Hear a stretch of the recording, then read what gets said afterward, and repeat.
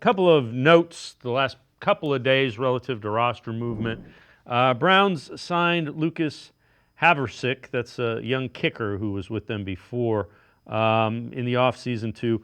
They did that when they traded Cade York. And Dustin Hopkins dealing with a minor injury, so Haversick will probably be kicking in Seattle.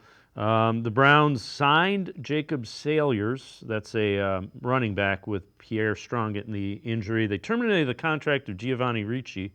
I'm a little surprised by that. They also announced that trade that I alluded to earlier. Cade York goes to the Commanders for a conditional seventh-round pick in 2025.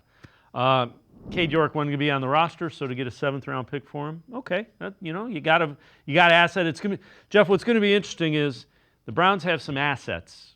They could very well make some trades as we get into next Tuesday, 4 o'clock trade or cut down deadline time. Well, and this is another one. Look, it could be player for player. That could be an instance that we could see here.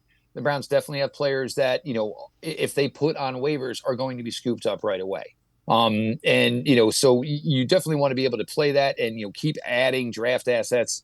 The Browns will fully be able to participate in the 2025 draft already. I think it's now probably up to 10 picks. I think they lost one, but did add one. So 10 or 11 for 2025. So you're back in the game there.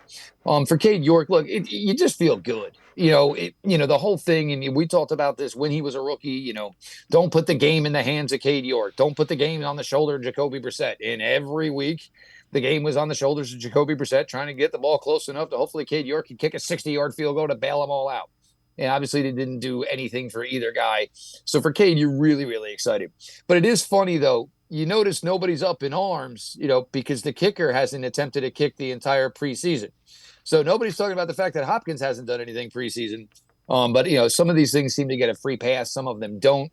But for York, it's a nice story, and obviously, as much as everybody's happy for him, it's either week 3, week 4. Everybody's going to be rooting against them when they do play the Commanders.